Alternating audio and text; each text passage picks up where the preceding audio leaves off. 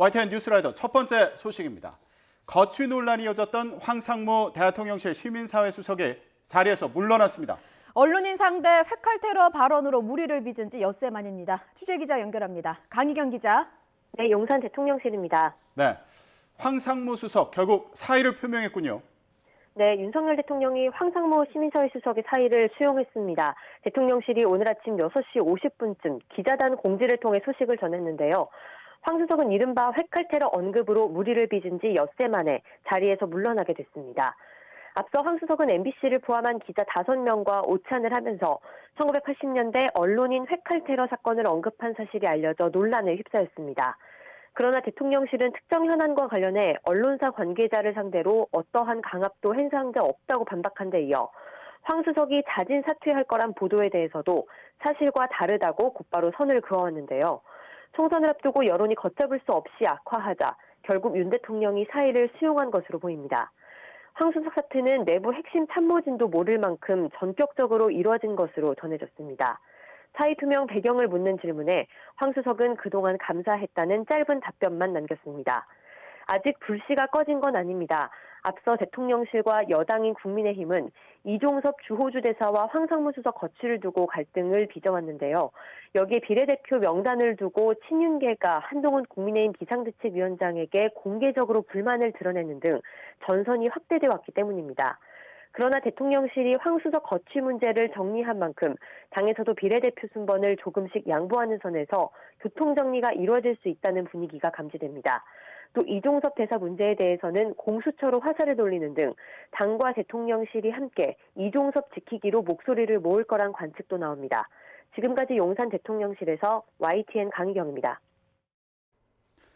의대 증원을 둘러싸고 정부와 의료계 갈등이 격해지는 가운데 대한의사협회가 오늘부터 사흘 동안 새 회장을 뽑는 선거에 돌입합니다. 의사협회는 오늘부터 22일까지 회장을 선출하기 위한 전자투표를 진행한다고 밝혔습니다. 회장 선거에는 모두 5명이 출마했는데 강경파 후보가 당선될 경우 개원 의사들의 단체 행동을 이끌 가능성도 점쳐지고 있습니다. 의대 증원에 반발한 전공의들이 집단으로 병원을 떠난 지 한 달이 지난 데 이어서 교수들마저 이탈할 가능성이 커지고 있습니다. 정부는 군의관들이 제대하기 전에 병원에 조기 복귀하는 방안을 검토하고 있습니다. 보도에 김평정 기자입니다. 전공의 집단 이탈이 시작된 건 지난달 19일부터입니다. 이후 한 달이 지나도록 전공의들은 병원 복귀 요청에 응하지 않고 있습니다. 정부 역시 물러서지 않고 예고했던 대로 복귀하지 않은 전공의를 상대로 면허 정지 절차를 진행하고 있습니다. 사전 조치로 문자와 우편 등으로 업무 개시 명령을 내렸고 직접 받지 못한 전공의에겐 홈페이지에 공시하는 방식으로 전달을 마쳤습니다. 전공의 여러분들께는 다시 한번 촉구드립니다. 현장으로 바로 복귀해 주시기 바랍니다. 그것이 여러분들의 존재하는 이유입니다. 전공의에 대한 행정처분은 오는 25일부터 이뤄질 전망입니다. 전공의 처벌과 의대 증원에 반발하는 의대 교수들은 25일부터 집단 사직서 제출을 예고했습니다. 서울의대와 연세의대에 이어 부산의대 교수들도 오는 25일에 사직서를 내겠다고 선언했습니다. 79.5%가 자발적 사직을 하겠다고 하였으며 3월 25일 이후부터 사직서 제출을 시작할 것입니다. 한 달째 이어진 의사 집단 행동으로 인한 피해는 공식 접수된 것만 520건에 달했고 70%는 수술 지연 사례였습니다. 진료와 수술이 급격히 줄면서 이른바 빅5 병원은 매일 수십억 적자가 나는 등 비상경영 체제로 전환하는 병원이 잇따르고 있습니다. 진료 공백을 메우기 위해 군의관과 공보위를 파견한 정부는 제대 후 상급종합병원 근무가 확정된 군의관을 제대 전 병원에 조기 복귀시키는 방안을 검토하고 있습니다. 다음 주엔 공보위와 군의관 250명을 추가로 파견하는데 1차 때와 달리 전문의 자격을 갖춘 인원이 대폭 투입될 전망입니다. YTN 김평정입니다. 네, 의료 현장은 곳곳이 비상입니다. 한때 피가 모자라서 헌혈을 애타게 바라던 때도 있었는데 요즘엔 버려지는 혈액들이 많다고요? 네, 그렇습니다. 수술이 많이 줄어들면서 병원으로 공급되는 혈액량도 줄었고 보관만 하다가 폐기하는 양이 2배 이상 늘어났습니다. 윤웅성 기자입니다. 서울의 한 헌혈의 집. 혈액량이 부족할 때면 상품권이나 기념품을 추가로 주는 이벤트를 진행하기도 하지만 요즘은 예외입니다. 전공의들 집단 사직으로 수술 건수가 줄면서 혈액 수요도 덩달아 감소했기 때문입니다. 전공의들이 의료 현장을 이탈한 이후 대한적십자사가 의료기관에 공급하는 혈액량은 이전과 비교해 10% 안팎 줄었습니다. 지난해 같은 기간과 비교해도 한 종류를 제외하고는 모두 10% 넘게 감소했습니다. 문제는 혈액을 보관하는 기간이 한정적이라는 겁니다. 피 전체를 뽑는 전혈은 35일, 성분 체열기를 통해 뽑아내는 혈소판은 5일에 불과합니다. 의료 공백 사태 이후 하루 평균 1.8건씩 혈액 폐기가 이뤄졌는데 지난해 2, 3월 하루 평균 0.8건과 비교하면 2배가 넘습니다. 헌혈을 하는 만큼 수술이나 이런 것도 꾸준히 계속 원활하게 잘 돼야 되는데 지금 현재 상황이 그렇지 못한 게 좀 아쉽죠. 폐기된 혈액은 대부분 혈소판이었습니다. 혈소판은 피를 멎게 하는 기능으로 혈액암 환자들에게 필수적이고 수술실에서도 빠질 수 없는 혈액 성분입니다. 대한적십자사는 버려지는 혈액을 조금이라도 줄이기 위해 보관 기간이 짧은 혈소판보다 되도록 전혈 헌혈을 권장하고 있습니다. 치료제로 쓰여야 할 이런 자원이 폐기되는 것은 매우 안타까운 상황인 것 같고요. 불필요한 폐기가 일어나지 않도록 그 혈액 관리 그리고 수급에 대한 좀 조절이 필요할 것으로 보입니다. 특히 정부와 의료계가 양보 없는 강대강 대치를 이어가고 있어 혈액 폐기는 더 늘어날 수 있다는 어두운 전망이 커지고 있습니다. YTN 윤홍성입니다. 나 이번엔 날씨 알아보겠습니다. 아니 3월인데 요즘에 왜 이렇게 춥다는지 모르겠어요. 패딩을 집어넣을 수가 없습니다. 그렇습니다. 특히 오늘은 봄의 네 번째 절기죠. 춘분입니다. 그런데 때늦은 꽃샘추위가 기승을 부리고 있습니다. 네, 추위 속에 어제 내린 비나 눈이 얼어붙어서 도로 위에 살얼음이 우려됩니다. 기상센터 연결하겠습니다. 신미림 캐스터. 네, 상암동 야외 스튜디오에 나와 있습니다. 네, 밤사이 기온이 크게 떨어졌다고요? 네, 오늘 아침 출근길에는 어제보다 따뜻한 옷차림이 필요하겠습니다. 밤사이 찬 공기가 밀려오면서 때늦은 꽃샘추위가 찾아왔는데요. 현재 서울 기온은 1.2도로 어제 같은 시각보다는 4도나 낮은 상태고요. 찬바람 때문에 체감 온도는 영하 2도 선까지 뚝 떨어졌습니다. 갑작스러운 기온 변화에 감기 걸리기 쉬운 만큼 건강관리 잘해주셔야겠습니다. 오늘 서울 등 내륙 지방은 대체로 맑은 하늘이 함께하겠습니다. 하지만 동해안 지방은 오후까지 눈이 이어지겠는데요. 앞으로 강원 산간에 최고 5cm, 경북 북부에도 최고 3cm의 눈이 더 내리겠습니다. 빙판길과 도로 살얼음에 각별히 주의하셔야겠습니다. 비구름 뒤로 찬 공기가 밀려오면서 오늘 아침은 어제보다 3도에서 7도나 낮게 출발하고 있습니다. 현재 서울 기온은 1.2도, 대관령은 영하 8.1도를 보이고 있습니다. 한낮에도 예년 기온을 밑돌며 쌀쌀하겠는데요. 서울이 9도, 광주 10도로 어제보다 낮겠습니다. 막바지 꽃샘추위는 내일 아침까지 이어진 뒤 낮부터는 점차 누그러지겠습니다. 다만 금요일과 토요일 사이에는 전국에 또 한 차례 비가 내릴 전망입니다. 현재 해안가를 중심으로는 강풍특보가 내려진 가운데 오늘까지는 초속 20m 안팎의 매우 강한 바람이 불겠는데요. 시설물 관리와 안전사고에 각별히 주의하셔야겠습니다. 지금까지 YTN 신미림입니다. 네, 이렇게 낮과 밤의 길이가 같아지는 춘분인 오늘, 때늦은 꽃샘추위와 함께 강원에는 폭설이 내리고 있습니다. 강원도 동해와 삼척에는 오늘 새벽 대설주의보가 발효됐습니다. CCTV 화면으로 현재 상황 함께 보겠습니다. 네, 먼저 삼척 지역 보겠습니다. 네, 지금 도로는 물론이고요. 그리고 도로 옆에 산에도 온통 하얗게 눈이 쌓여 있습니다. 예. 지금 차량이 움직이는 모습 볼 수 있는데 도로 위에 눈 위로 이렇게 차들이 지나가면서 바퀴 자국이 그대로 남았고요. 그렇습니다. 그리고 지금 움직이는 차량도 굉장히 천천히 예. 운행하는 모습을 볼 수 있는데요. 이거 눈이 치워지지 않은 상황이잖아요. 그렇습니다. 예, 운전하실 때 주의가 필요해 보입니다. 예, 기상도 기온도 매우 낮은 상태여서 이 눈이 얼어붙을 수 있으니까 서행 운전하시는 게 좋겠고요. 삼척 한 군데 더 보겠습니다. 지금 보시는 곳은 원주 국도 7호선 삼척 임원리의 모습입니다. 느릿느릿 움직이는 차들이 보이고 있습니다. 지금 뒤로 일부 차들이 멈춰 있는 모습도 보이는데요. 사고가 난 것인지 혹은 눈이 너무 많아서 움직일 수 없는 상황인지 저희가 지금 화면상으로 구체적인 상황은 확인할 수 없지만 양 방향 모두에서 차량들이 느리게 서행을 하고 있는 모습이고요. 지금 속도로는 시속 10에서 20km 정도로 예상되는 그런 상황입니다. 예, 지금 보시는 장면은 원주 국도 7호선 삼척 임원리 CCTV 현장 예. 화면을 보고 계십니다. 사고가 난 곳이라고 하네요. 도로 한가운데 보면 대형 화물차가 멈춰서 있고요. 도로 통행이 막히면서 그 화물차 뒤로 길게 차들이 늘어선 모습이 보입니다. 이 지역 운행하시는 분들 안전운행에 참고하셔야겠습니다. 네, 지금 서 있는 화물차 주변에, 바퀴 주변에 눈을 치우고 있는 상황이라고 하고요. 지금 주변으로 또 다른 트럭이 서행하는 모습 볼 수 있습니다. 이 지역 지나시는 분들 참고하셔야겠습니다. 지금 눈에 이어서 저렇게 차량이 서 있는 상황이어서 도로 운행에 좀 차질이 우려되는 상황입니다. 이어서 강원 영동선 대관령 1터널로 가보도록 하겠습니다. 여기 평창 지역인데요. 여기도 눈이 많이 내렸습니다.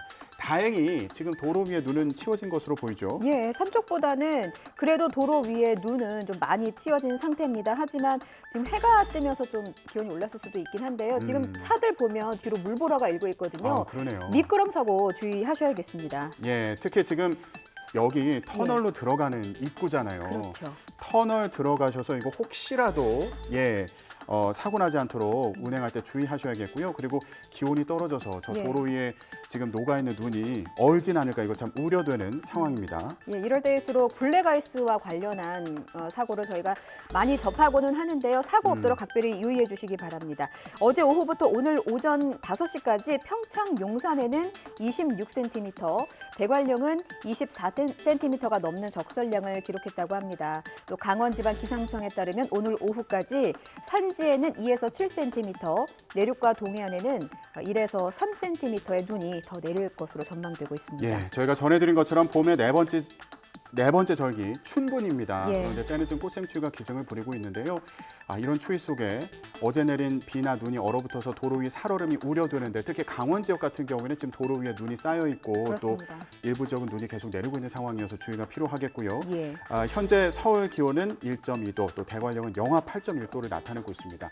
도로 위에 눈이 얼 수 있으니까요. 오늘 출근길에 운전하는데 주의하시기 바라겠습니다. 2024 미국 프로야구 LA 다저스와 샌디에이고의 메이저리그 서울 개막전이 열리는 고척돔에 폭탄 테러 협박 신고가 접수됐습니다. 서울 구로경찰서는 오늘 새벽 고성능 폭탄을 경기 중에 터뜨려 오타니 쇼헤이 선수 등을 해치겠다는 협박 메일 신고가 접수됐다고 밝혔습니다. 경찰은 기존 경비 인력에 특공대와 기동대 등을 추가로 배치하고 순찰 횟수도 더 늘릴 예정이라고 설명했습니다. 또 현재까지는 폭발물 감지 등에서 특이사항이 없다고 덧붙였습니다.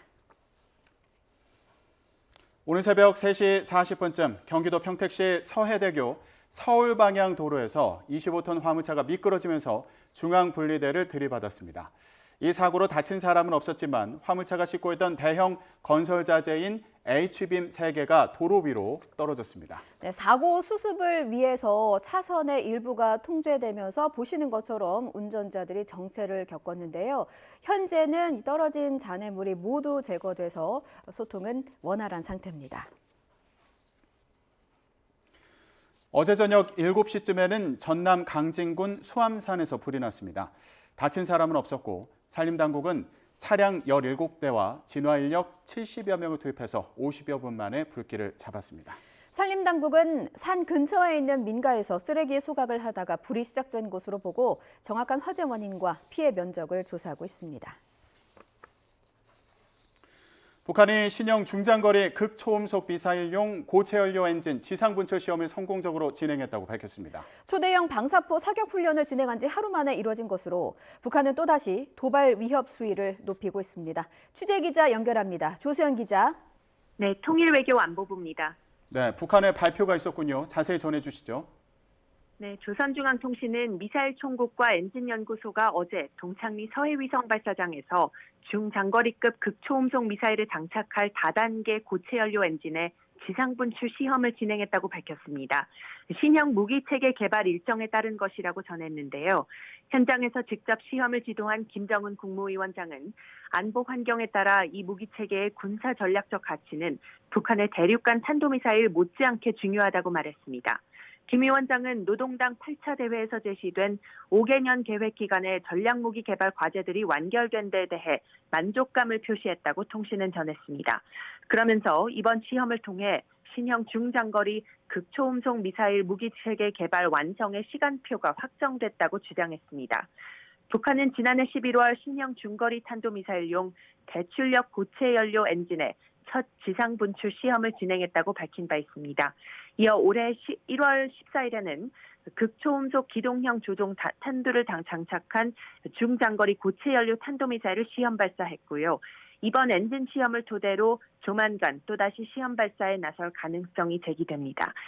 미국 본토를 겨냥하는 ICBM과 달리 최대 사거리 5,000km 안팎의 중거리 탄도미사일은 유엔사 후방기지와 일본, 괌 미군 기지에 실질적인 위협이 될 수 있습니다. 앞서 북한은 그제는 김정은 위원장이 초대형 방사포의 사격 훈련을 지도했다고 밝혔습니다. 초대형 방사포는 우리 군이 단거리 탄도미사일 SRBM으로 분류한 무기로 남한 전역을 타격권에 둘 수 있습니다. 북한은 이 훈련에서 핵탄두를 탑재를 상정한 공중폭발 모의 시험도 진행했다면서 한국을 겨냥한 위협 수위를 높였습니다.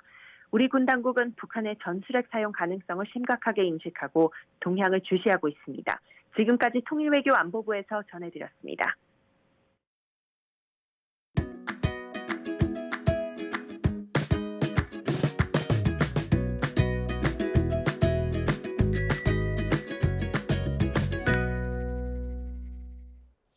총선 관련 소식 전해드리겠습니다.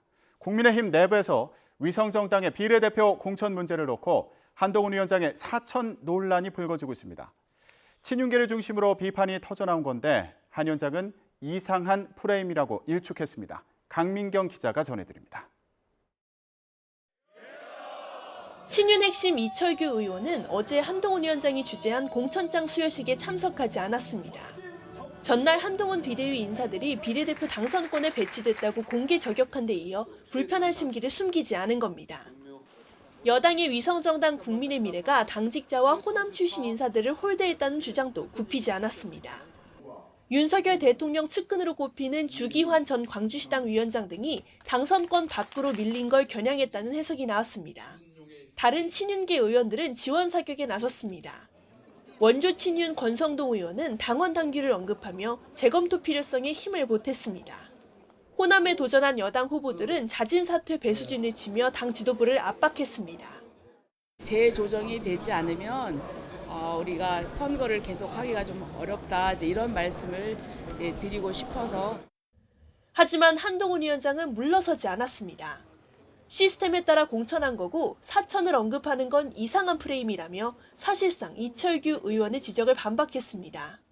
원하는 사람, 추천하는 사람이 안 됐다고 해서 자기들이 그거 사천이라고 얘기하는 건 굉장히 이상한 프레임 씌우기에 불과한 것이고요. 한 위원장을 엄호하는 의견 역시 적지 않습니다. 비례에 대해서 이야기하는 거 뭐 말할 수는 있는데 좀 왜 그러실까 하는 좀 의문도 또 드네요. 큰 틀의 비례대표 공천은 한동훈 비대위원장이 매우 잘했다. 수도권 후보를 중심으로는 공천 문제 등을 둘러싼 내부 파열음이 커지는 걸 우려하는 기류가 감지됩니다. 현장에서 뛰는 저희들은 너무 안타까운 거예요. 안 그렇습니까? 아니 당정 일치라고 맨날 얘기해놓고 이런 비례대표 인선에 대해서 깨. 국민의힘 지도부는 다만 특정인 검증이나 호남 홀대로는 살펴보겠다며 여지를 남겼습니다.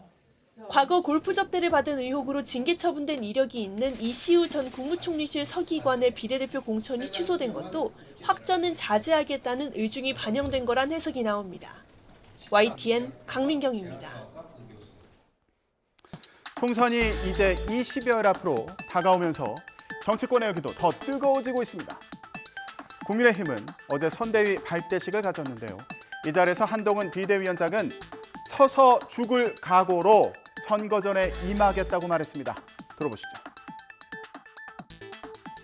이번에 지면 이번 윤석열 정부는 집권하고 뜻 한 번 펼쳐보지 못하고 끝나게 될 겁니다.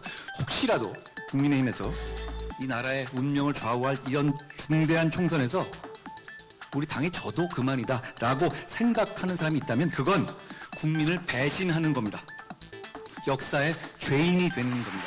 22일 동안 남은 기간 동안 죽어도 서서 죽겠다는 자세로 뛰겠습니다. 한 위원장은 서울 동작 등 한강벨트 지원에 나섰습니다. 최근 수도권 위기론을 진화하기 위한 거라는 해석인데요. 동시에 민주당과 조국혁신당에 대한 비판의 목소리도 높였습니다.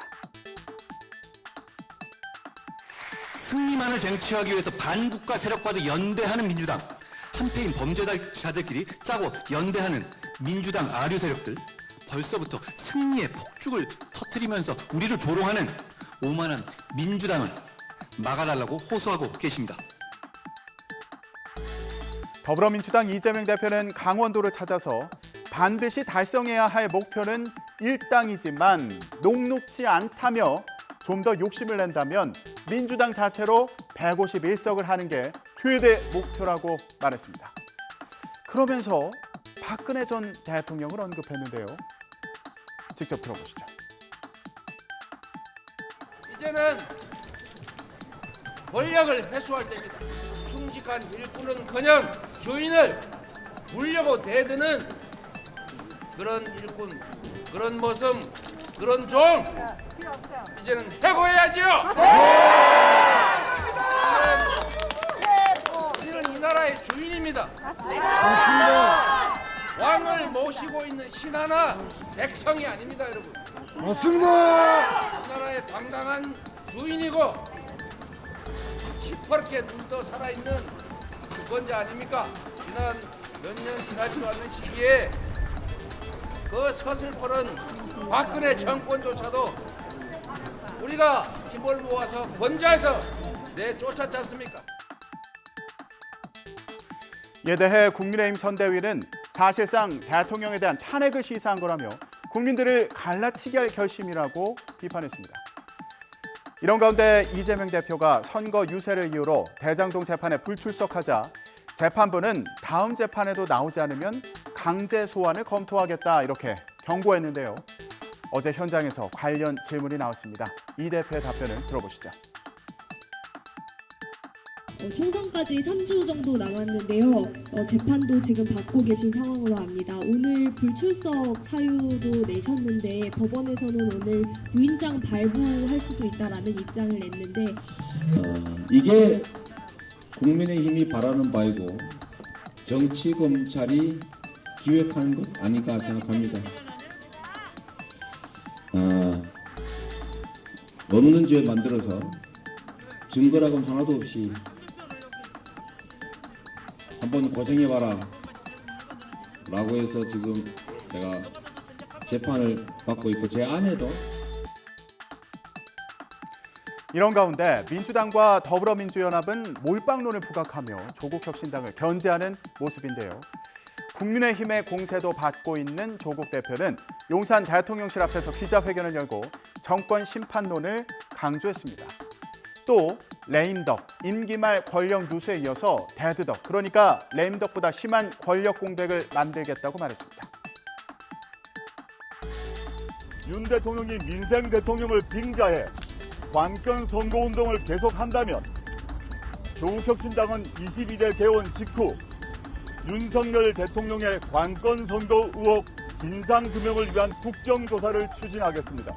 탄핵이란 단어가 한정되지 않고 윤석열 정권의 지금 권력 오남용을 하지 못하도록 그 힘을 빼놓을 것이다. 1차적으로 레임덕을 만들어야 되고 두 번째는 데드덕으로 만들겠다라는 것이 조국혁신당의 목표입니다. 이런 가운데 민주당의 공천을 둘러싼 논란은 앞으로 어떻게 되는 걸까요? 정봉주 전 의원의 공천 취소로 다시 치러진 더불어민주당 서울 강북을 2인 경선에서 박용진 의원이 조수진 변호사에게 졌습니다.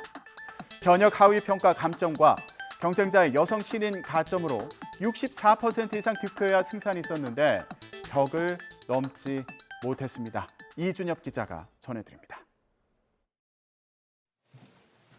민주당이 지난 18일부터 이틀 동안 진행된 서울 강북을 지역구 2인 경선 결과를 발표했습니다.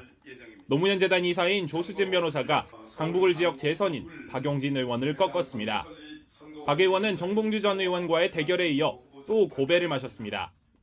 서울 강북구을 1등 후보자는 조수진 후보입니다. 공개할 수는 없지만 상당한 정도의 득표 차이가 있었습니다. 현역 평가 하위 10%인 박 의원은 경선 득표율의 30%가 깎입니다.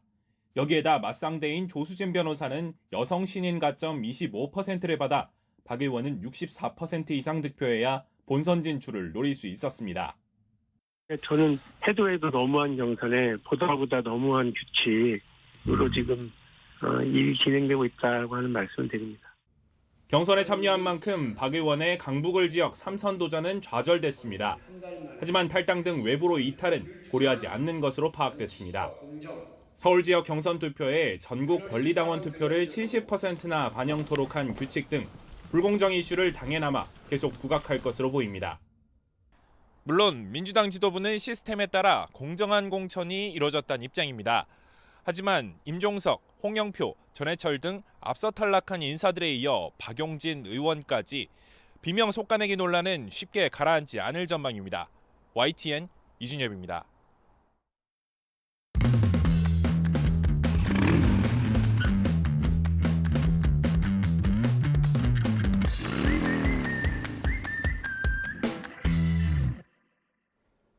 YTN 뉴스라이더 함께하고 계십니다. 2년 전 부산에서 있었던 전기차 폭발 사고 사진입니다. 언론을 통해서 전기차 화재의 모습 많이들 보셨죠. 한번 불이 붙으면 쉽게 진화되지 않는 전기차의 특성상 화재를 우려하는 시선이 많은 것도 사실입니다. 이 우려를 넘어서 전기차의 지하주차장 출입을 막는 아파트까지 등장했습니다. 화재가 우려된다는 입장과 이거 잠재적 방화범으로 취급하는 거냐, 전기차주 차별이라면서 맞서는 입장, 이렇게 입주민들끼리 갈등을 빚는다고 하시더라고요. 친환경 전기차 잘만 사용하면 얼마나 좋습니까? 아마도 앞으로 더 늘면 늘었지 줄어들지는 않겠죠. 전문가들은 전기차를 둘러싼 불필요한 갈등이나 우려를 해소하기 위해서 제도 마련을 서둘러야 한다고 조언했습니다. 윤성훈 기자입니다. 주차 중인 전기차에서 불길이 터져 나옵니다. 폭발하던 난 불은 순식간에 번져 차량 5대를 불태웠습니다. 재작년 2월 부산 안락동에 있는 아파트 주차장에서 난 화재입니다. 이처럼 전기차 화재가 잇따르자 지하주차장 출입을 막는 아파트가 생기고 있습니다. 400세대가 넘는 이 아파트 단지는 입구 곳곳에 현수막을 걸어놨습니다. 이번 달부터는 지하주차장에 세운 전기차의 경고장까지 붙이며 엄격한 관리에 들어갔습니다. 아직 검증이 안 됐으니까 화재가 나면은 화재가 나면 아파트 어떻게 되겠어요? 지하에 어떻게 되겠어요? 지하에가 시설이 다 있는데, 불이 났을 때 전 못 끄잖아, 전기차는. 끌 수가 없잖아요. 전기차를 가진 입주민들은 차별을 하며 강한 불만을 드러냅니다. 저렇게 플랜카드를 걸으시니까 저희가 잠재적 방화범 같은 느낌이 들어서 내연기관차들도 주차 중에 다 불이 나는 건 마찬가지잖아요. 실제 자동차 만 대당 화재 발생 비율을 보면 전기차 증가세가 가파르긴 하지만 내연기관이 여전히 더 높습니다. 이런 가운데 주차 제한이 도입되자 조치를 철회해달라며 행정기관에 민원을 넣는 등 입주민 사이의 갈등으로 번지는 모습입니다. 전문가들은 제도 손질이 전기차 확산 속도를 따라가지 못해 발생한 현상이라고 지적합니다. 실제 전기차의 화재 같은 경우는 충전율을 한 85% 선으로 제한을 한다고 할 경우에 99% 이상 방지가 가능하거든요. 인프라 구축이 상당히 필요한 시점이기 때문에 부모님들 보셔라. 고3 학생들이 자습하는 모습을 생중계한 교사가 있습니다. 생중계만 한 게 아니고요. 유튜브에 박제돼 지난 8개월 동안 업로드돼 있었습니다. 학생들의 얼굴이나 공부하는 그 표정, 하품을 하거나 스트레칭하는 모습까지도 세세하게 담긴 영상이라고 합니다. 부모님 보시라고 올렸다지만 누구나 다 볼 수 있었습니다. 유튜브를 떠돌던 이 영상들은 학교를 졸업한 선배가 우연히 발견하고 YTN에 제보했습니다. 학교는 YTN의 취재가 시작되기 전까지 몰랐습니다. 대전시 교육청은 영상들을 삭제하라고 지시한 뒤에 실태조사에 착수했습니다. 학생과 부모가 제대로 동의한 것은 맞는지, 이게 생중계에서 그친 게 아니라 수개월 동안 영상을 업로드했던 경위는 무엇인지, 다른 반 사례는 없는지 다 들여다보고 있습니다. 양동훈 기자가 단독으로 보도합니다. 이게 CCTV 같이 설치가 돼가지고 공개적으로 보여지면 안 되는 화면 같은데 유튜브로 송출되고 있다는 게 좀 당황스러웠고요. 실시간 방송을 진행하는 유튜브 채널에는 자습하는 모습을 촬영한 동영상 10여 개도 그대로 남아 있었습니다. 또 영상 아래에는 자신처럼 이게 어떻게 촬영된 건지 궁금해하는 다른 사람들의 댓글이 붙어 있었습니다. 이 학교 교사가 실시간 영상을 찍어 유튜브로 방송한 거로 드러났습니다. 해당 고등학교에 문의해보니 교사가 학생들이 공부를 더 열심히 하는 자극제가 되도록 학생과 학부모 동의를 받아 한 거라고 해명했습니다. 원래 실시간 중계만 하기로 한 건데 방학 기간 방송 관리를 담당한 학생이 유튜브 설정을 잘못해 영상이 업로드됐다는 겁니다. 대전시 교육청은 영상 유출은 명백한 문제, 이에 반해 학생과 학부모 동의를 구했다면 생중계 자체는 문제가 되지 않을 수 있다는 의견을 내비쳤습니다. 하지만 취재 과정에 교사가 학부모 간담회에서 해당 내용을 설명하고 공지했을 뿐 개별 동의를 받지 않은 사실이 확인됐습니다. 지난해 어린이집 밖으로 나간 2살 여자아이가 수백 미터 떨어진 차도에서 발견된 사건 기억하시죠? 천만다행으로 아이는 구조됐습니다만 아이가 도로 위에서 발견되기까지 방치한 혐의로 어린이집 관계자들이 검찰에 송치됐습니다. 자, 지난해 4월 YTN의 단독 보도로 알려진 사건이었어요. 비가 내리던 날 어린이집 출입문을 나선 2살 배기는 조막손으로 우산을 들고 아장아장 길을 걷습니다. 보호자도 없이 너무나 위태로운 모습이었는데요. 아이는 700m 떨어진 4차선 도로에서 홀로 발견됐습니다. 당시 어린이집에서는 야외 수업이 있었습니다. 원장과 보육교사 2명은 2살 배기가 없어진 사실을 20분가량 인지하지 못했습니다. 이들은 지난 11일 아동보호 의무를 위반한 혐의, 아동학대와 아동학대 방임 혐의로 검찰에 송치됐습니다. 경찰이 보안 수사를 했는데요. 당시 보육교사는 무사히 어린이집으로 돌아온 여아의 팔을 잡아 끌고 밀친 정황도 포착한 것으로 알려졌습니다. 지난 14일 밤 8시 반쯤 112 신고 전화벨이 울렸습니다. 전화를 받아보니까 여성의 울음소리만 들렸습니다. 그러고 뚝 끊겼습니다. 심상치 않은 사태를 직감한 경찰, 코드 재료를 발령하고 즉시 출동했습니다. 위치를 특정한 뒤에 필사의 수색 끝에 찾았습니다. 엄마의 울음소리가 머물던 그곳에 사고로 심장이 멎은 3살 배기 아이가 있었습니다. 누워있는 아이의 모습을 보니까 저도 눈물이 날 것 같습니다. 자, 경찰은 신고 7분 만에 현장에 도착했습니다. 아이는 창문 가림막, 블라인드 조절끈에 머리가 걸려서 숨이 멎은 상태였습니다. 경찰은 아이를 발견하자마자 즉시 뛰어들어서 심폐소생술에 나섰고요. 그렇게 10여 분간 사투 끝에 멎었던 아이의 심장이 다시 뛰기 시작했습니다. 울음소리를 들은 이웃 주민의 신고로 119 구조대도 출동했었대요. 신속히 병원으로 옮겨진 아이는 지금 무사히 퇴원했다고 합니다. 아이의 어머니는 쓰러진 아이를 보자마자 119에 전화를 걸려고 했는데 이게 너무 당황한 나머지 112에 전화를 걸었고 잘못 걸었다고 생각한 어머니는 아무 말도 못하고 전화를 그냥 끊었대요. 위기를 포착한 경찰이 관제센터에 CCTV 모니터링을 요청해서 서울 안암동에 있는 단독주택으로 신고 위치를 특정했습니다. 울음소리만 들렸던 신고 전화 7분 만에 아이는 이렇게 눈을 뜰 수 있었던 거죠. 무사히 회복해줘서 정말 고맙고요. 울음소리만 남았던 전화를 놓치지 않고 아이를 살려준 경찰께도 감사하고 119 구조대, 이웃분들 모두 고맙습니다. 앞으로 다치지 말고 건강하게 자라길 바라고요. 또 블라인드가 있는 아이가 있는 집들은 아이가 그 끈을 갖고 놀다가 사고당하지 않도록 각별히 유념해 주시기 바랍니다. 전국 모텔을 돌면서 객실에 있는 고가의 그 그래픽카드를 훔친 남성의 모습의 사진 저희가 준비했습니다. 이게 워낙 값이 나가다 보니까 훔쳐서 팔면 돈이 꽤 됐나 봅니다. 우리는 사양 좋은 컴퓨터 쓴다 이렇게 홍보하는 모텔들만 골라서 범행했습니다. 돈이 얼마나 궁하면 이게 생활고 때문이라고 하면 어떻게 측은지심이라도 생길 텐데요. 마약에 빠져서 그랬다고 합니다. 마약에 빠지면 이렇게 물불도 못 가립니다. 절도와 마약 혐의로 실형 살고 감옥에서 나온 지 넉 달 만에 다시 범행에 나선 건데요. 이번에는 좀 오래오래 반성의 시간을 가지셔야 할 것 같습니다. 임혜진 기자입니다. 검은 모자에 마스크를 쓴 남성이 현금으로 숙박비를 낸 뒤 세면용품을 받아 객실로 향합니다. 그런데 모텔에 입실한 지 불과 1시간 뒤 커다란 가방을 짊어지고 주위를 살피며 방에서 다시 나옵니다. 객실 내 컴퓨터에서 고가의 그래픽카드를 노린 겁니다. 이거 저 가져간 거 합치면은 절도당한 금액은 한 60만 원 정도 되고 실질적으로 컴퓨터가 아예 파손이 돼가지고 손실은 150만 원 정도 돼요. 숙박업소에서 절도 신고를 여러 건 접수한 경찰은 지난 9일 울산에 있는 집에서 A씨를 검거했습니다. 체포 당시 방 안에선 필로폰이 담긴 주사기가 여러 개 나왔고 30여 명이 동시에 투약할 수 있는 양이었습니다. 마약 간이시약 검사에서도 양성 반응이 나왔습니다.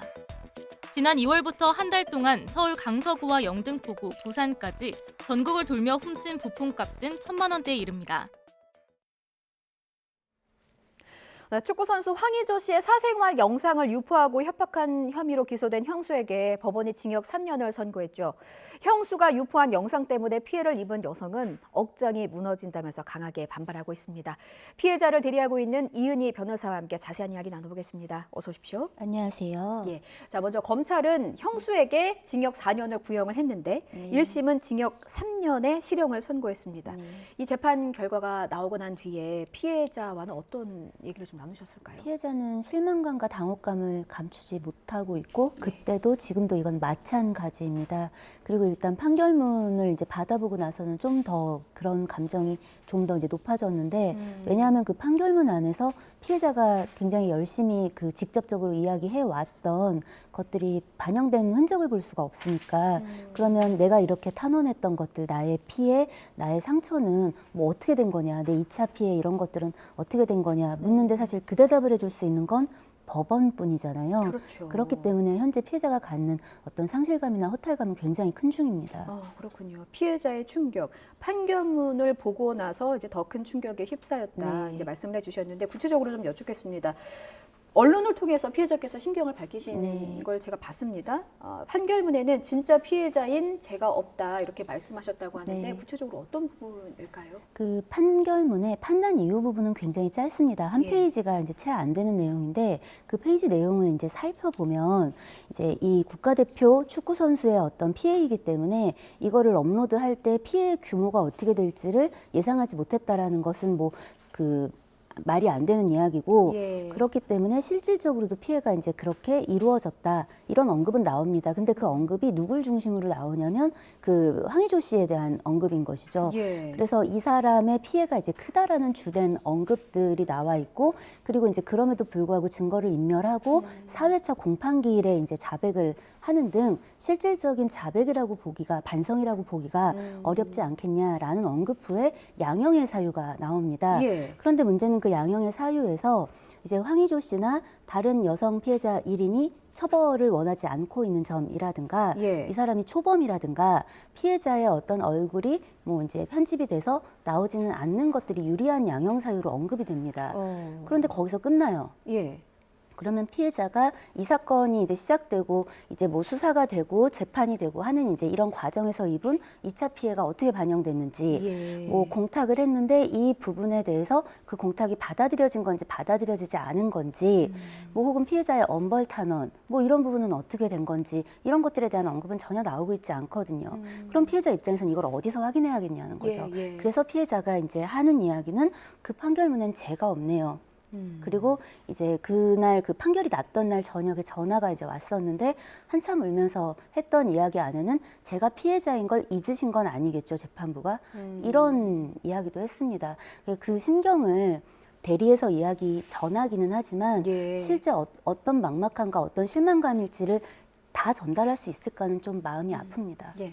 피해자가 여러 명이었고 지금 변호사님이 대리하고 있는 피해자의 경우는 오히려 엄벌을 해달라고 탄원한 상황인데 그 부분은 반영이 되지 않았고 다른 피해자가 이제 처벌을 원하지 않는다는 점만 콕 집어서 이제 그게 판결문에 들어갔던 상황인 거잖아요. 그렇습니다. 판결문을 실제로 보면 재판부는 이런 표현도 했습니다. 영상과 사진만으로 황의조 선수 외에 다른 피해자의 신상을 특정하기 어려운 점을 고려했다. 라는 언급이 있었는데 네. 또 이 부분에서 굉장히 큰 좌절감을 느끼셨다면서요? 사실 이런 만약에 판결이 보통 이런 내용을 언급하게 되면 예. 피해자들이 보이는 반응은 다 비슷합니다. 그거를 얼굴이 안 나왔다. 나를 모르는 사람들이 내 얼굴을 모르고 나인지 모르면 내가 아닌 거냐.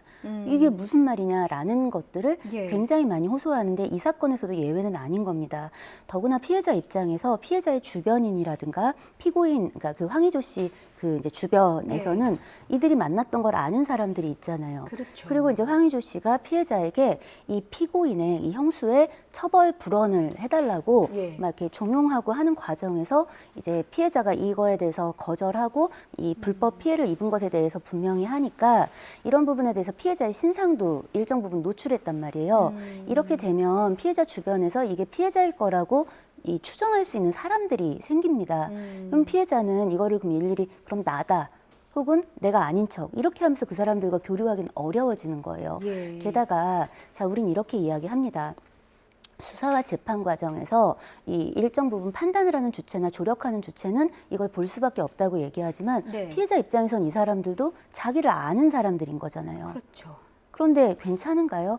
불가피한 건 맞죠. 불가피한 과정인 건 맞지만 이 사건 피해로 인해서 결국 피해자는 자기가 누군지 아는 수십 명, 적어도 수십 명의 사람들이 자기 영상을 보는 거잖아요. 이게 피해가 아닌가요? 그러니까 이런 부분에서는 사실은 우리 법원이 이런 부분에 이런 사건에서 돌아봐야 되는 계기여야 한다고 생각합니다. 그렇군요. 피해자께서는 재판부가 언급한 신원을 특정하기 어려운 점을 반영했다라는 부분을 지금 받아들이지 못하고 있으십니다.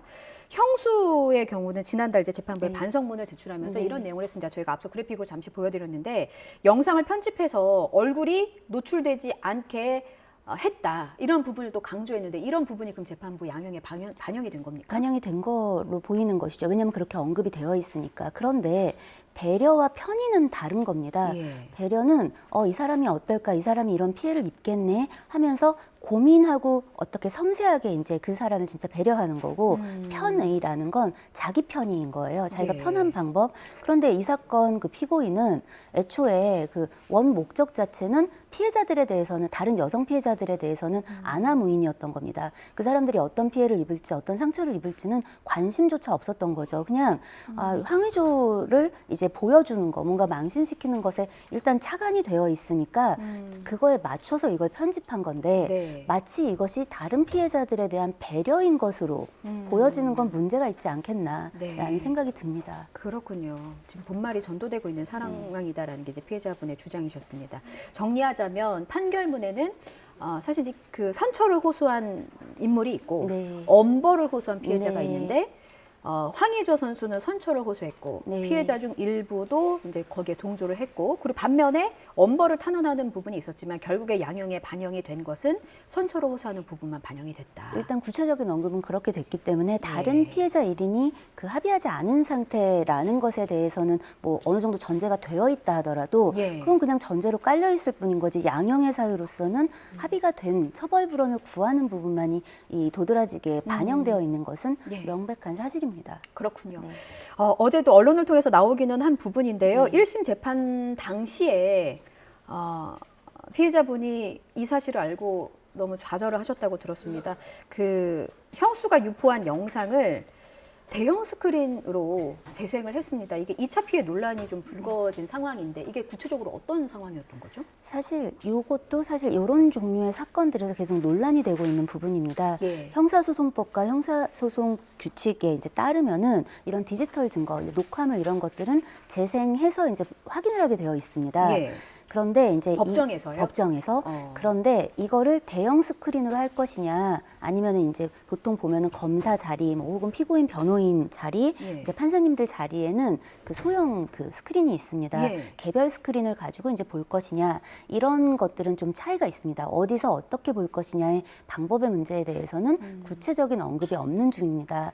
전에 이제 우리가 N번방, 뭐 박사방 이런 사건들을 지나면서 이런 문제가 계속 불거졌고 피해자들의 문제 제기가 계속 있었기 때문에 이 법무부에서도 개별 스크린에서 재생하는 어떤 그런 법안을 이제 좀 만드는 게 좋지 않겠냐라는 권고, 제언도 있었던 상황입니다. 다만 이거는 재판부의 재량인 것이죠. 그런데 이제 이 사건에서는 법정에 있는 대형 스크린을 통해서 이제 이게 재생이 됐고, 물론 방청석에 있는 사람들은 나가라고 했습니다. 하지만 볼까요? 합의부 재판부니까 벌써 판사님이 3명이에요. 그렇죠. 검사님이 있고 제가 있습니다. 피해자 변호사인. 예. 자, 피고인 측 변호사가 여러 명 있었습니다. 그리고 그 자리에. 그렇죠. 예. 그리고 피고인이 있죠. 그리고 재판부에 소속된 어떤 그런 스텝 직원들이 있습니다. 뭐 그리고 경위라든지. 법정 경위도 예, 있고요. 예. 그러면 벌써 이 인원이 거진 20명 가까운 인원이 이걸 함께 시청하는 상황이 돼버리는 겁니다. 피해자 입장에서 괜찮을까요? 사실 이런 것들이 이 불법 유포나 불법 촬영을 당한 피해자들이 갖는 고충과 피해의 어떤 본질이기도 합니다. 우리는 불가피하다라고 이야기하지만 예. 정말 이 방법이 불가피한 것인지, 혹은 피해자에게 이것이 특정되지 않았다, 너인 줄 모르니까 괜찮다라고 할 수 있는 그런 부분인지, 그 기준 같은 것들에 대해 생각해보는 계기가 되어야 하는 것이죠.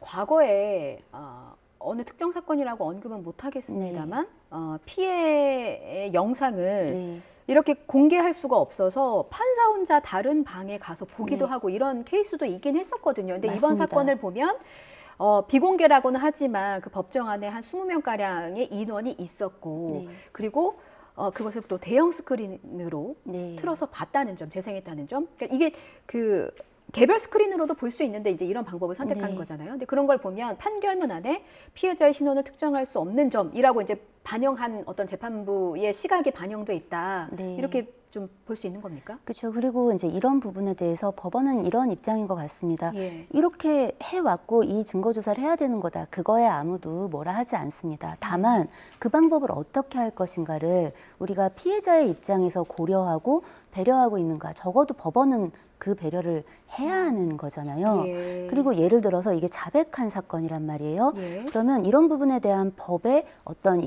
그 블랙홀 같은 부분이 사각지대가 있는 겁니다. 왜냐하면 자, 우리가 증거를 내면 증거 기록이 이렇게 있어요. 페이퍼로도 있고 종이로도 있고 예. 이렇게 영상물은 CD로 들어가 있습니다. 피고인 측은 이걸 다 열람복사 해가거든요. 예. 그러면 검찰도 그 재판부도 피고인 측도 이걸 갖고 있는 건데, 자백 반성한 사건에서 이걸 함께 보아야 할 증거조사의 실익이 무엇인지도 고민은 해볼 필요가 있거든요. 그래서 여러 가지 측면에서 법의 측면, 그다음에 이걸 적용하는 측면에서 기존에 이랬으니까 문제가 안 돼, 법에 위반되는 게 아니야 라고 이야기해야 될 게 아니라, 이렇게 문제 제기가 되었을 때 이 문제 제기가 합당하다면 돌아보고 고쳐야 될 건 개선해 나가야 되는 게 맞지 않겠나라는 생각이 듭니다.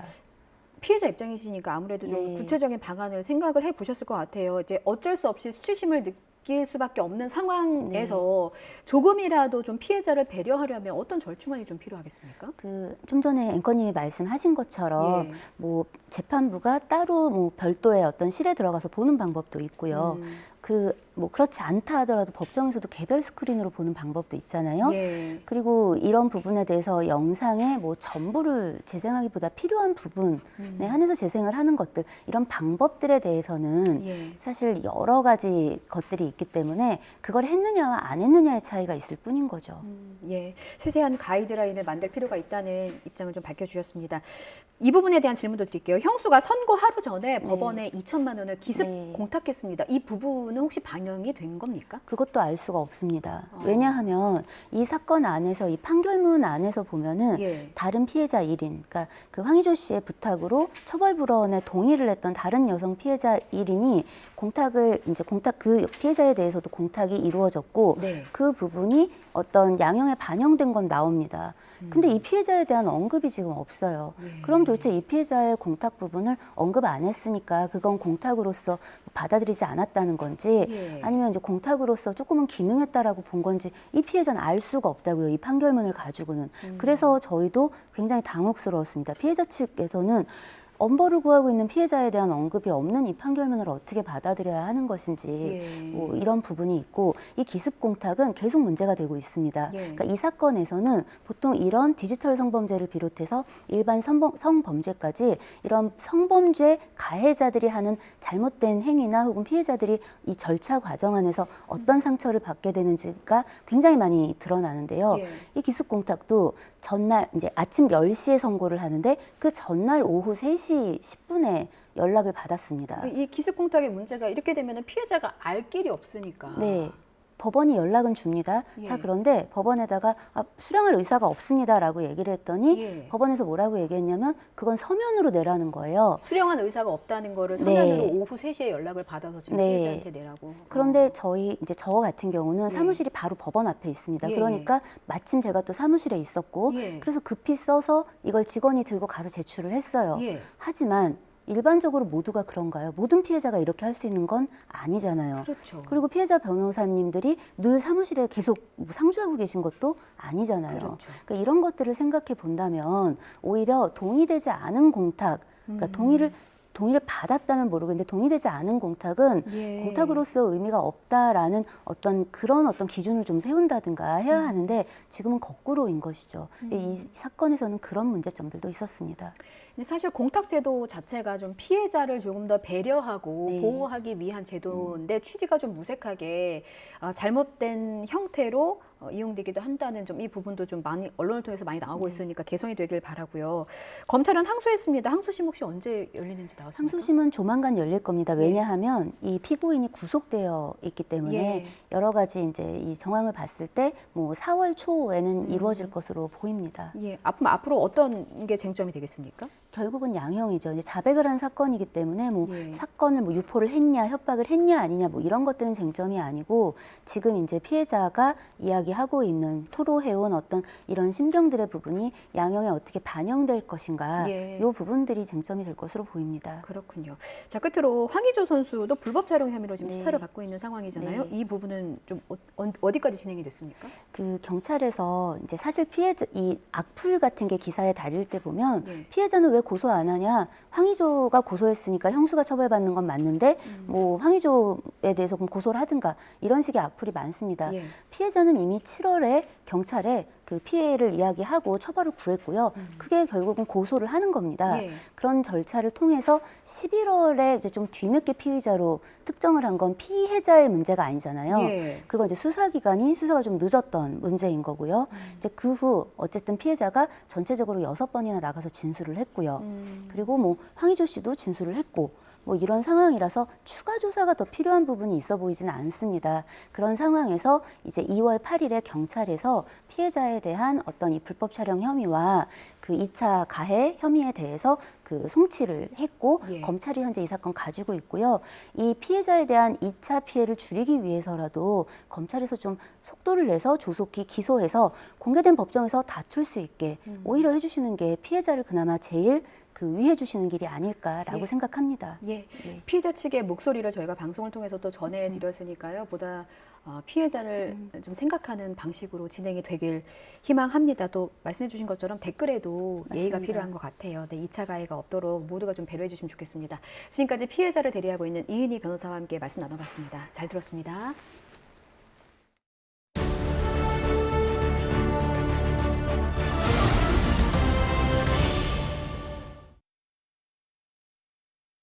제가 있는 이곳은 대한민국 정치 1번지 서울 종로입니다. 경복궁과 청와대가 있는 이곳은 역대 대통령 3명을 배출한 지역구로서 대권 잠룡의 필수 코스로 불리기도 했습니다. 대통령 집무실이 용산으로 옮겨지긴 했지만 여야는 여전히 이곳 종로의 수성과 탈환에 공을 들이고 있는데요. 이번 총선에선 법조인 출신 3명의 진검승부가 펼쳐지게 됐습니다. 도전자는 노무현 전 대통령의 사위 곽상원 변호사입니다. 지난 총선 도전지였던 충북을 떠나 과거 장인의 지역구에 출사표를 던졌습니다. 곽상원 후보입니다. 제 명함 하나 올릴게요. 감사합니다. 잘생기셨다. 감사합니다. 노무현 전 대통령의 정치적 유산을 이어받겠다는 다짐을 앞세웁니다. 노무현 대통령에 대한 평가가 과거부터 지금까지 매우 많은 변모가 있었어요. 제게 주어진 역할이라고 여기고 지금도 정치활동을 하고 있습니다. 이에 맞서는 현역은 2022년 민주당 후보가 불출마한 재보궐선거 때 입성한 국민의힘 최재형 의원입니다. 일찌감치 본선행을 확정한 뒤 바닥 민심을 다지며 재선을 노립니다. 열심히 하시면 괜찮아요. 네, 하여튼 더 건강하시고요. 하여튼 저는 저 국회에서 민생 잘 챙기겠습니다. 감사원장을 지낸 판사 출신이란 공직 이력이 강점입니다. 공적 분야에서 제가 법관으로서 또는 감사원장으로서 제가 걸어왔던 길에 대해서 종로의 발전을 위해서 누가 적합한 인물인지를 분명히 판단해 주실 거라고 믿고요. 전국의 축소판이라고 불리는 만큼 인구와 소득 구성은 다양한 편입니다. 서쪽의 평창동과 사직동은 보수세가 강하지만 동쪽의 창신동과 숭인동 그리고 중앙의 대학가를 품은 해화동과 이화동은 부동층이 많다는 분석이 나옵니다. 종로의 진짜 변수는 이곳을 거친 수많은 정계 거물입니다. 노무현, 이명박 전 대통령, 정세균 전 총리, 이낙연 대표 등 중량감 있는 인사들의 이름이 빼곡합니다. 지역구 표심이 유독 전국 민심을 따르는 성향을 보이는 이유입니다. 판세도 어느 한쪽 당에 유리하지 않습니다. 지난 16대 때부터 18대까지는 국민의힘 계열 후보가 배지를 달았지만 2002년 정세균 전 총리가 깃발을 꽂은 이후 최근 총선까지 민주당 쪽 손을 들어줬습니다. 22대 총선을 앞둔 현재 주민들의 바람은 어느 때보다도 경제에 초점이 맞춰져 있습니다. 자연 경관지구나 문화재 보호지역에서 벗어나길 바라는 규제 완화 목소리가 특히 큽니다. 40년 이상 살았죠. 개발을 하면 좋죠. 지금 굉장히 다른 지역에 비해서 낙후돼 있는 지역이잖아요. 밑바닥 경제를 살리고 주민의 목소리에 귀 기울여달라는 요청도 많습니다. 우리는 시장에서 장사를 하는 입장에서 시장 여건도 좋아지고 분위기도 좀 좋아지고 누가 정치를 하든 간에 국민들을 위해서 주민들을 위해서 그렇게 해줬으면 좋겠다는 얘기죠. 최재형 의원이 강한 여당을 앞세우는 이유입니다. 국민의힘 소속인 서울시장, 종로구청장과 원팀으로 용도지구 규제를 완화하겠다고 약속합니다. 우리 정부나 서울시 입장도 불필요한 규제에 대해서는 과감하게 완화하겠다는 그런 입장이어서 2년 동안 털을 닦은 곽상원 후보는 구역별 맞춤형 발전 전략을 내걸었습니다. 주거지와 대학가, 문화유산 근처의 개발 전략이 똑같을 수 없다는 게 핵심입니다. 하나의 구로 되어 있지만 동쪽과 서쪽 지역, 그다음에 중앙 지역이 서로 그 정책 수요가 다른 지역입니다. 이런 거대 양당의 각축전에 개혁신당 물결을 타고 금태섭 후보가 뛰어들었습니다. 종로를 프랑스 파리같이란 문구를 내걸며 전통과 미래가 함께하는 도시를 만들겠다는 포부입니다. 종로가 정체돼 있고 주민들의 삶이 편안하지 못한 부분을 고치고 개선하려고 그런 공약을 내게 되었습니다. 종로의 민심은 현재까진 안개 속이란 관전평이 많습니다. 수성에 나선 집권 여당과 재함락을 노리는 민주당, 여기에 돌풍을 기대하는 제3지대까지 정치 1번지 주민들의 선택에 관심이 집중됩니다. YTN 강민경입니다. 이어서 총선 공천 관련 상황입니다. 국민의힘이 공직선거법 위반 의혹을 받는 경북 안동 예천 김형동 후보에 대한 공천을 유지하기로 했습니다. 당 공천관리위원회는 현재 혐의점을 인정할 만한 객관적 자료가 부족하고 법리적 다툼의 여지가 있는 사안으로 판단해 김 후보에 대한 이의 제기 신청을 기각한다고 밝혔습니다. 앞서 경북 안동시 선거관리위원회는 선거사무소 밖의 장소에서 선거운동을 목적으로 유사기관을 설치했다는 의혹이 있다며 김 후보와 관계자 11명을 경찰에 고발했습니다. 국민의힘의 비례위성정당인 국민의 미래가 과거 골프 접대를 받은 의혹으로 징계 처분된 이력이 있는 이시우 전 국무총리실 서기관의 공천을 취소했습니다. 비례대표 17번에 배치됐던 이 전 서기관은 지난해 지인 등으로부터 골프 접대를 받은 의혹으로 4급 서기관에서 5급 사무관으로 강등된 사실이 알려져 논란이 됐습니다. 더불어민주당은 불법 전화방 운영 의혹으로 경선 부정 논란이 제기된 광주 북구갑 정준호 예비후보의 공천을 유지하기로 결정했습니다. 박성준 대변인은 심야 최고위원회의 뒤 기자들을 만나 불법 전화방 운영 의혹과 정 후보와의 직접적인 관련성을 찾기 어렵다는 당 윤리감찰단의 결론이 있어 공천을 그대로 인준했다고 설명했습니다. 회카의 테러 발언으로 논란에 휩싸인 황상무 대통령실 시민사회 수석 비서관이 사퇴 엿새 만에 사퇴했습니다. 대통령실은 오늘 오전 출입기자단 알림을 통해 윤석열 대통령이 황 수석의 사의를 수용했다고 밝혔습니다. 황 수석은 지난 14일 MBC를 포함한 기자 5명과의 오찬 자리에서 MBC 잘 들으라며 1980년대 언론인 회칼 테러 사건을 언급해 논란이 일었습니다. 대통령실은 앞서 언론사에 강압이나 압력을 행사한 적이 없으며 황수석 사퇴 기류를 언급한 보도는 사실과 다르다고 밝혔지만 총선을 앞두고 여론이 악화하자 결국 사의를 수용한 것으로 보입니다. 북한이 신형 중장거리 극초음속 미사일용 고체연료 엔진의 지상 분출 시험을 성공적으로 진행했다고 주장했습니다. 조선중앙통신은 신형 무기체계 개발 일정에 따라 미사일 총국과 엔진 연구소가 어제 동창리 서해 위성발사장에서 중장거리급 극초음속 미사일에 장착할 다단계 고체연료 엔진의 지상 분출 시험을 진행했다고 밝혔습니다. 현장에서 직접 시험을 지도한 김정은 국무위원장은 안보 환경에 따라 이 무기체계의 군사 전략적 가치는 대륙간 탄도미사일 못지않게 중요하다고 말했습니다. 중국이 타이완을 침공하더라도 주한미군은 한국에 남겨둬야 한다는 지적이 미국 의회에서 나왔습니다. 반면 트럼프 전 대통령이 집권할 경우에 주한미군을 철수할 가능성이 크다는 관측도 미국 싱크탱크에서 제기됐습니다. 워싱턴에서 권준기 특파원이 전해드립니다. 워싱턴 싱크탱크인 허드슨 연구소가 미 하원 외교위원회 인도태평양 소위원회 위원장인 한국계 영김 의원을 불러 대담했습니다. 김 의원은 타이완에서 분쟁이 벌어질 경우 주한미군을 보내야 할지 질문에 반대 입장을 분명히 했습니다.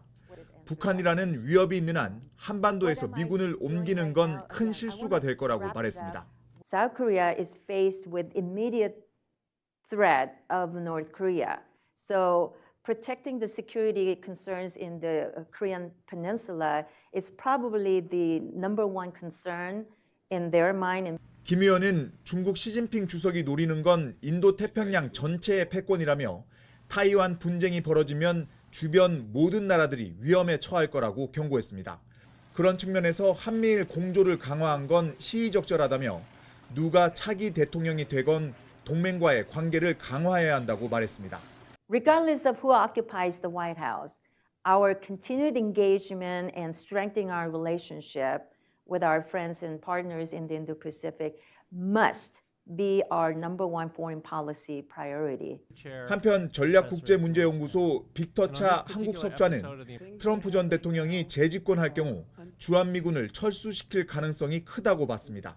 트럼프가 북한 김정은과 직거래로 문제 해결에 나서면서 주한미군이 더는 필요 없다고 주장할 게 분명하다는 겁니다. 동시에 트럼프가 재집권하면 한국의 장거리 미사일과 핵무기 보유에 대해서도 크게 신경 쓰지 않고 용인할 수 있다는 관측도 내놨습니다. 워싱턴에서 YTN 권준기입니다.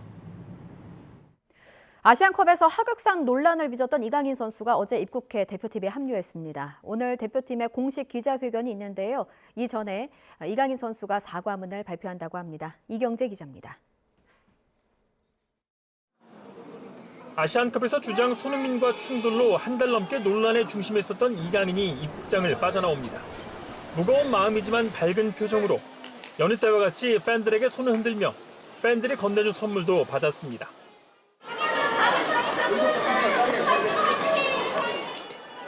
지난달 손흥민을 찾아가 직접 사과를 하고 손흥민도 이강인을 보듬고 팬들에게 용서를 구했지만 아직 이강인의 대표팀 선발에 싸늘한 시선은 남아있습니다. 이강인은 팀이 합류해 황선홍 감독과 얘기를 나눈 뒤에 오늘 대표팀의 공식 기자회견에 앞서 직접 사과문을 발표할 계획입니다. 대표팀은 태국전을 위한 이틀째 훈련을 소화했습니다.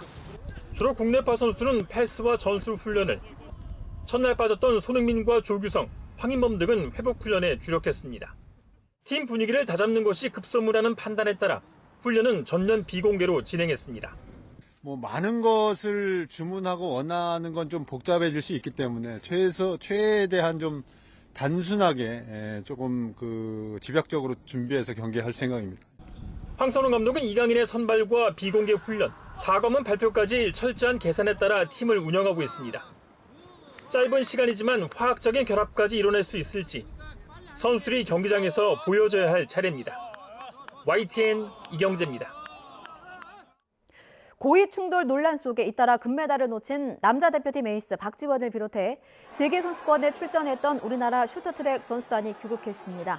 남자 1500m와 1000m 결승에서 선두를 달리다 뒤따라오던 황대헌에 밀려 넘어져 계주 은메달 1개에 그친 박지원은 목 보호대와 팔 붕대를 하고 입국장에 들어서 황대헌의 사과 여부에 대해서 드릴 말씀이 없다고 잘라 말했습니다.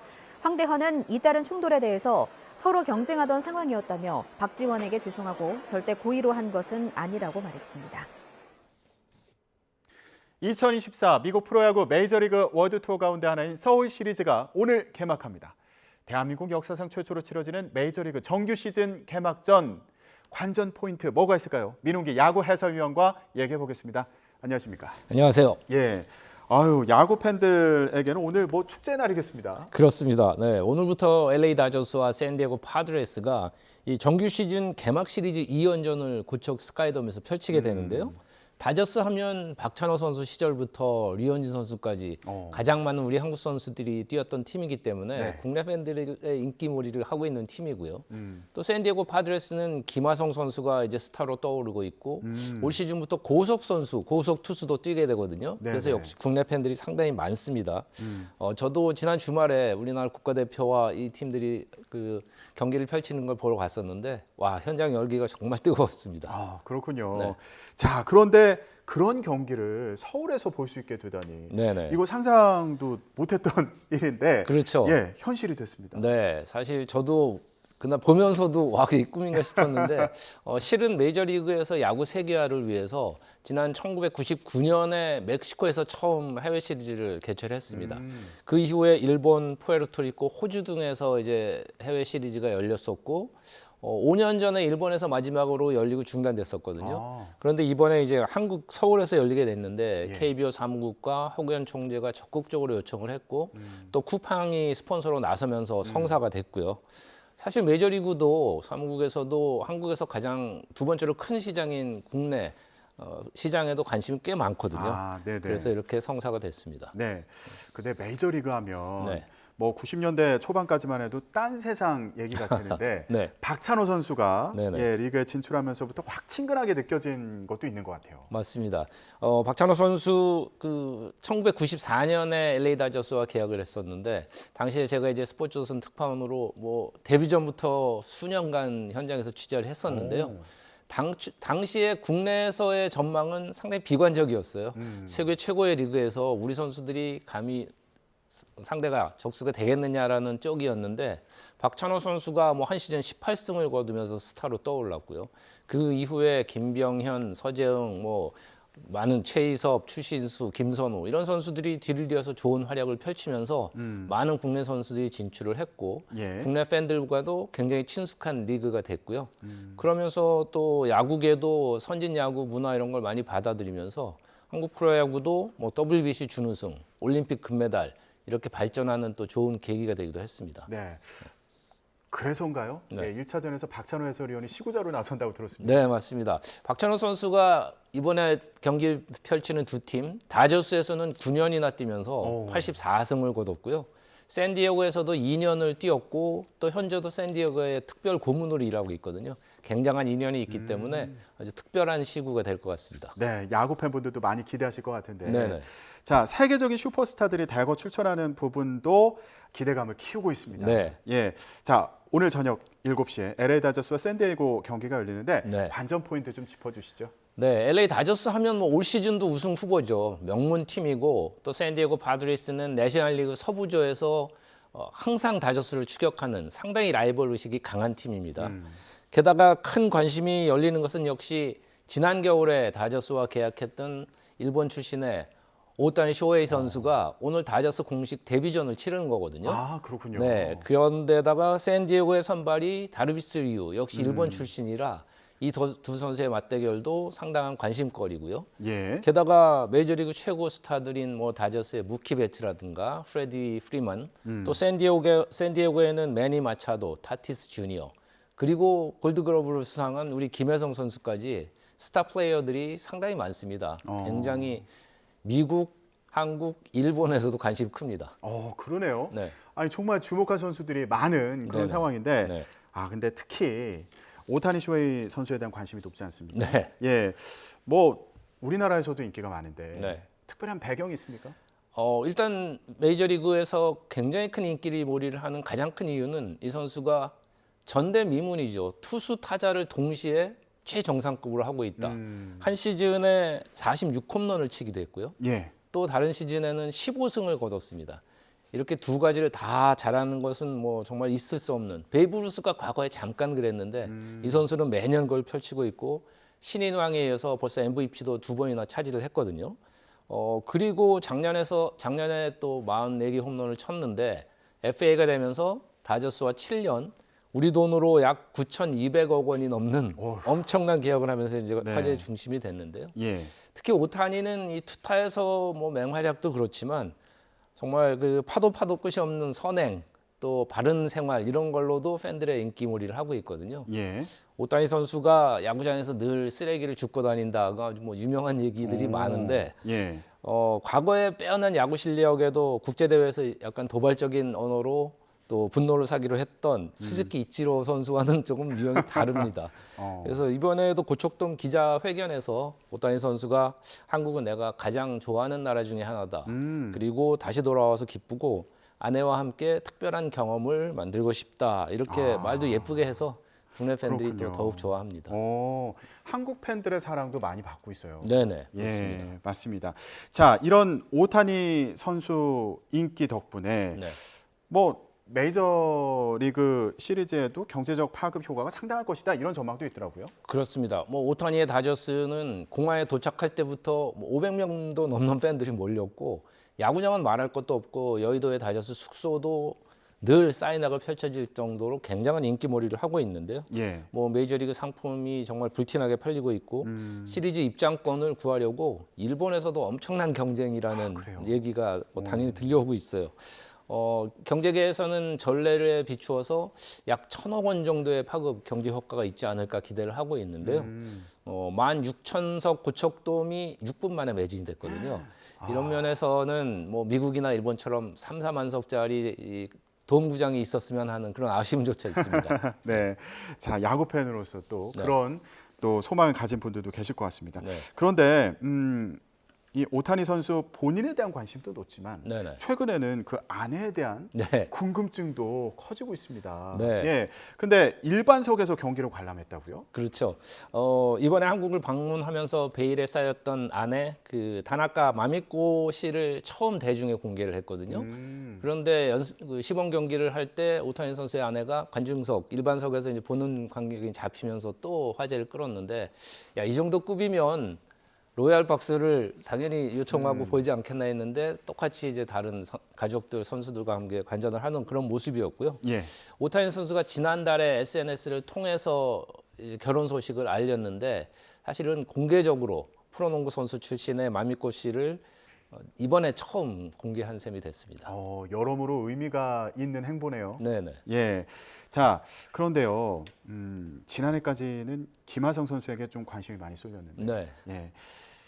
지금 저희가 계속 오타니 선수 얘기를 하고 그렇죠. 있어서 네. 예, 오타니 선수에게 관심이 조금 쏠리는 거 아닌가? 예, 그래서 김하성 선수가 조금 서운하지 않을까 예, 이런 생각도 해봤는데 네. 아니 이미 이런 질문이 나왔다고요? 그렇죠. 기자분들도 이제 궁금하니까 이런 질문들을 던졌는데 뭐 오타니가 워낙 뭐 슈퍼스타니까 관심이 쏠리는 건 당연하다라고 반응을 했지만 김하성 선수가 사실은 자기가 5년간 홈구장으로 쓰던 고척 스카이돔에서 이번에 경기가 열리잖아요. 그래서 파드리스에서는 당연히 김하성 선수가 화제의 중심이고 리더이고 또 가이드 역할까지 잘 해주고 있습니다. 네. 그래서 김하성 선수가 우리 파드레스에도 좋은 선수들이 굉장히 많고 멋진 시리즈를 팬들에게 선보이겠다라고 다짐을 했습니다. 예. 근데 뭐 LG와 스페셜 게임에서 2번이나 홈런쇼를 보여주지 않았습니까? 네네. 예, 뭐 괜히 킹하성 아니다. 뭐 이런 평가까지 나오고 있어요. 네, 정말 대단한 모습이었어요. 김하성 선수는 작년에 그 내야 유틸리티 골드글러브 수비 쪽에서는 뭐 메이저리그에서도 이미 인정을 받고 있는데 공격력도 갈수록 지금 좋아지고 있습니다. 그래서 올 시즌에는 과거 추신수 선수에 이어서 20개 이상 홈런, 20개 이상 도루를 달성하지 않을까 공격 부분도 기대를 상당히 모으고 있고요. 예. 이제 FA가 되거든요.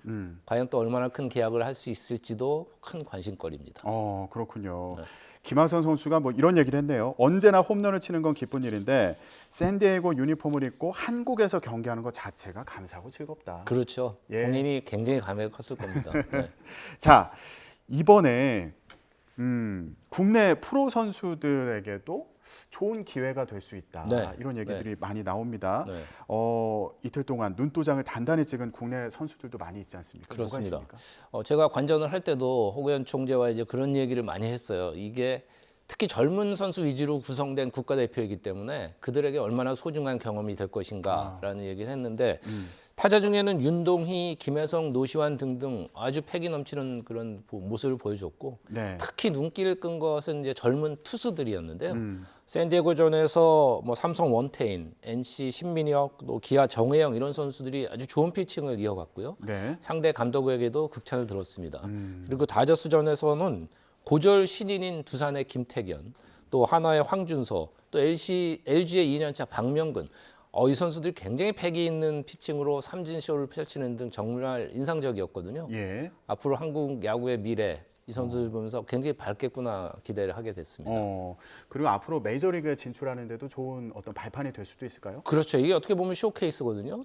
그 상대 감독들, 코치들, 스카우트들이 18살 투수가 삼진 이렇게 잡는 거 보고 깜짝 놀란 모습들이 있었습니다. 예, 그렇군요. 앞으로가 또 기대가 됩니다. 네.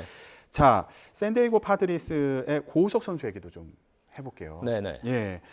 근데 친정팀 LG를 상대로 한 이 경기에서 조금 네.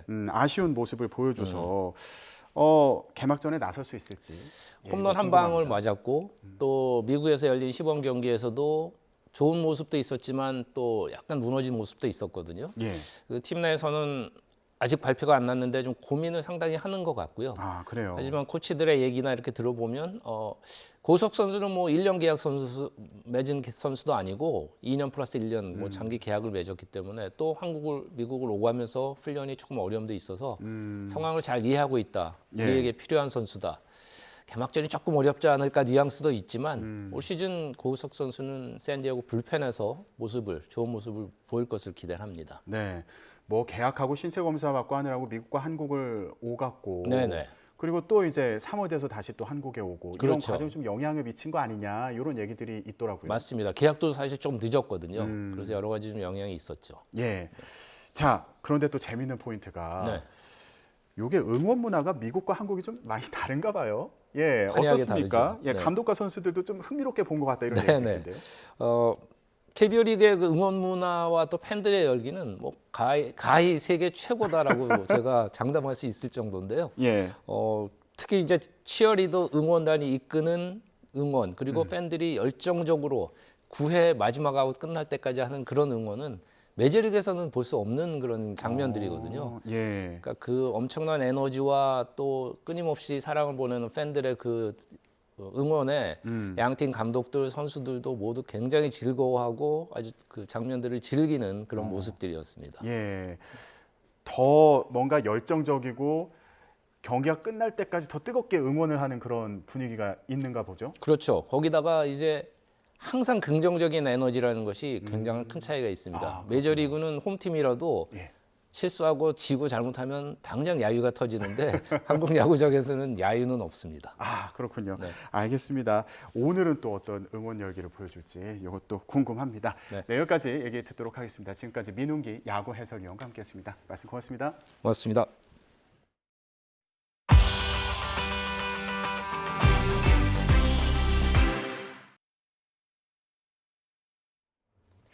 전 세계가 기후 위기를 우려하는 목소리를 높이고 있지만 실제 지표는 전혀 개선되지 않은 것으로 나타났습니다. 지난해 전 지구 기온과 해수면 온도, 해빙 면적 등 기후 변화 지표가 역대 최악의 수준에 도달했다는 분석이 나왔습니다. 김민경 기자입니다. 온통 흙탕물로 뒤덮인 마을. 건물은 무너지고 자동차는 잔해 속에 파묻혔습니다. 10,000명이 넘는 사망자를 발생시키며 그리스, 불가리아, 튀르키예, 리비아를 연이어 강타한 괴물 태풍 다니엘이 남긴 흔적입니다. 지난해 전 세계는 유례 없는 기상재난에 시달렸습니다. 태풍 외에도 유럽과 북아프리카는 역대 최악의 폭염에 시달렸고 아프리카와 아시아 일부, 중남미 지역은 극심한 가뭄. 캐나다와 미국 하와이는 메가톤급 산불 피해를 입었습니다. 온난화 기세가 좀처럼 꺾이지 않는 것이 원인으로 지목됐습니다. 세계 기상기구 WMO가 지난해 전 세계 주요 기후변화 지표를 분석해 발표했습니다. 그 결과 온난화의 주범 이산화탄소 농도는 매년 최고치를 경신하며 산업화 이전보다 50%나 늘었습니다. 지구 평균 온도는 14.98도로 산업화 이전보다 1.5도가량 높아져 관측사상 가장 뜨거웠습니다. 바다 온도도 4월부터 역대 최고치를 기록했고 이로 인해 빙하가 녹으며 남극 해빙도 위성 관측이 시작된 1979년 이후 가장 적었습니다. 이번 보고서는 지난해 온난화 지표를 총망라한 것입니다. 그 결과는 지구가 지난해 가장 뜨거웠고 기후 변화를 넘어서 이제는 기후 위기 시대에 접어들었다는 신호를 내용에 담고 있습니다. 반면 긍정적인 신호도 감지됐습니다. 지난해 태양열, 풍력, 수력 등 재생에너지 생산량은 전년보다 무려 50%나 증가했습니다. 관측사상 가장 높은 수치로 기후위기에 대한 인식이 뒤늦게 높아진 것으로 보입니다. 이번 보고서는 오는 21일에 시작되는 UN 개발계획, UNDP에 보고돼 새로운 기후행동 캠페인을 위한 환경 조성에 활용됩니다. YTN 김민경입니다.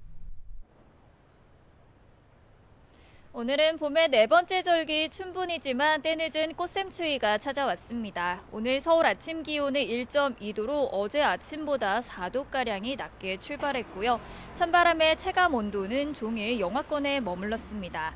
추위 속에 강원 산간에는 이틀 동안에 최고 30cm에 가까운 폭설이 쏟아졌는데요. 빙판길이나 도로 살얼음이 우려되고 있는 만큼 교통안전에 각별히 주의하셔야겠습니다. 오늘 서울 등 내륙 지방을 중심으로는 대체로 맑은 하늘이 함께하겠습니다. 다만 동해안 지역은 오후까지 눈이 이어지겠는데요. 강원도 삼척에는 대설경보가, 동해에는 대설주의보가 내려진 가운데 어제부터 지금까지 강원도 평창에 26.2cm, 대관령에도 24.1cm의 폭설이 쏟아졌습니다. 앞으로 강원 산간에 최고 5cm, 경북 북부에도 최고 3cm의 눈이 더 내리겠는데요. 미끄럼 사고에 각별히 주의하셔야겠습니다. 비구름 뒤를 따라서 찬 공기가 유입되며 오늘 서울 아침 기온은 1.2도, 춘천은 영하 1.1도, 대관령은 영하 8.1도 등으로 어제보다 3도에서 7도나 낮게 출발했습니다. 한낮에도 서울 9도, 광주 10도로 예년 기온을 밑돌며 종일 쌀쌀하겠습니다. 막바지 꽃샘추위는 내일까지 이어진 뒤 모레부터는 풀리겠는데요. 금요일과 토요일 사이에는 전국에 비가 내리겠지만 기온은 계속 오름세를 보일 전망입니다. 현재 경북지방을 중심으로는 건조주의보가 발효 중인 가운데 오늘까지 전국 대부분 지역에서 초속 20m 안팎의 매우 강한 바람이 불겠습니다. 산불 등 화재 예방에 각별히 주의하셔야겠습니다. 지금까지 YTN 신미림입니다. 오늘 뉴스라이더는 여기서 마치겠습니다. 저희는 내일 뵙겠습니다. 고맙습니다.